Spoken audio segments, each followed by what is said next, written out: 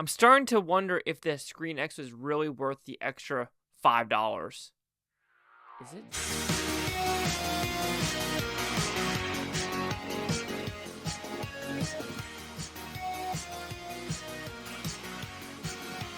Chase Lehocky here with the Blue Futon reviewing Ghostbusters Frozen Empire. What's about? Pretty simple premise. I would say this is right after Afterlife, but now instead of Oklahoma, they're in New York and they're ghost busting. But now there's a new evil dude that just wants to freeze the world. Hence the Frozen Empire. So, like I said, before talking about the movie, I saw this one in Screen X. And if you didn't know, Screen X is something that happens at Regal, where it's basically 270 degrees worth of movie. What it is one projector right here, and if you look on the walls, like 2 or 3 projectors that shoot the opposite way, so you kind of get a whole immersive experience. I would say it's fun, but with my theater, you could tell the side walls aren't screen quality. It's more of a like padding, so the darkness really shows, and it's not as bright as the front, screen. The best Screen X experience I have had was Napoleon. Ghostbusters was fine. It started off really good, but then it kind of like, it goes away, then it comes back, goes away. And this one had, I would say, more of just normal than Screen X experience. So is it worth the cost of admission? No. But like I said, it's one of those things where it's fun to watch, especially like Gran Turismo was a good one to do it. Like I said, Napoleon, this one was fine, but it felt like they could have utilized it more with like the plasma rays going across the screen, but they never really done that. So, for the Screen X. For the movie itself, I do think it's a little weak. I think overall it doesn't. I see some people didn't like Afterlife. I really liked Afterlife. I thought it had good emotion. I thought it had a good story. I thought it progressed extremely well with all these new characters here. There's a couple new characters here and there, but you have like the Fire Master, which really felt shoo-in.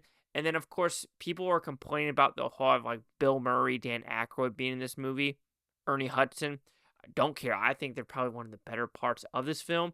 Yeah, Paul Rudd did a good job, but it did feel like a 50-50 movie where they didn't know who they wanted to actually follow and or have just be the predominant person to watch. Yes, the main story is about the girl, which it started getting a little awkward with the whole story of her seeing a ghost and why this dude is going to this ghost to get her to get in a machine. Like it's the story is very jumbly where you have to have a suspension of disbelief because there's a lot of editing issues and there's just a lot of just disconnects with the story. But we're talking the positives. There are some funny parts in this movie. Paul Rudd is always a likable character, so it's hard to say like, oh my god, Paul Rudd's in this movie, gross. No, every time Paul Rudd is in a movie, you're like, yeah, Paul Rudd's in this movie, and I think I'm going to enjoy everything he does on screen, and that's really the positive thing about it. Like I said, I like Bill Murray in it, I like Dan Aykroyd, I like Ernie Hudson. When they're in the movie, I enjoyed it.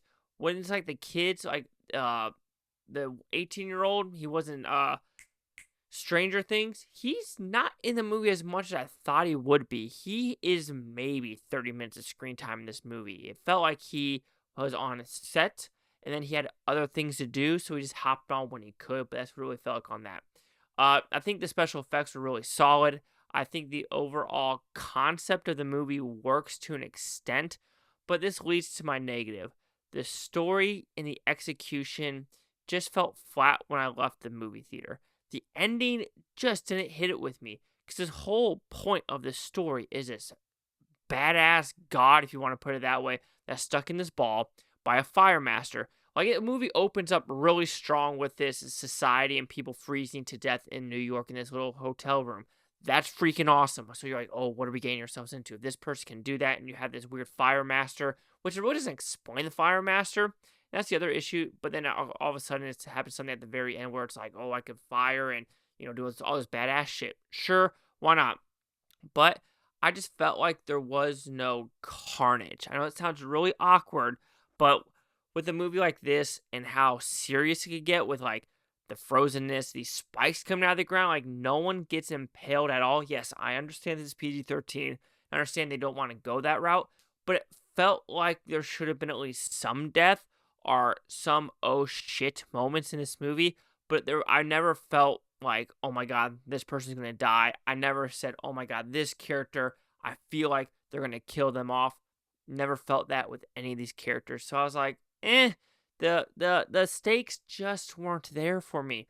And then, like I said, they're shooing in this like weird ghost character, and like I said, when the movie was done, I was just like, that's the boss battle. That's the most we're gonna do with this boss battle. We're just gonna randomly assume that this huge ass tank at the bottom of the fire station just gets closed up like that. Also, another huge editing issue is they need to make this proton pack brass. So what they do is they saw one of the poles, fire poles, but like in the next scene, none of the fire poles are touched. So it makes you wonder, are there other fire poles in the police or in the fire station, which I really don't think there is. But overall, Ghostbusters Frozen Empire, I was kind of disappointed overall when leaving the movie theater. Yeah, there were some fun moments here and there, but I just felt like they were focusing on the wrong characters. I felt like they should have made the stakes higher, but it felt a little ho-hum overall.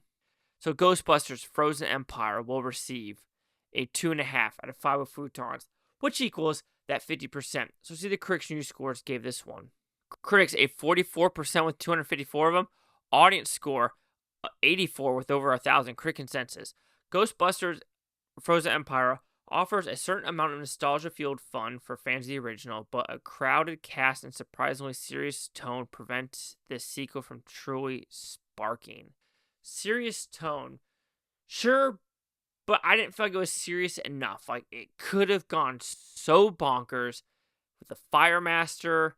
With I'm gonna repeat myself, but overall, I was a little underwhelmed. 50, 44, 84. Chase the here with the Blue Futon. Like, comment, subscribe. Well, no things Bhutontopia. You Bhutonans, thank you for watching. Have a great day. And I'm looking forward to stay tomorrow, week from a month from a year from now. Every single freaking one of you. And like I said, I saw 3 movies today, so let's just keep them coming.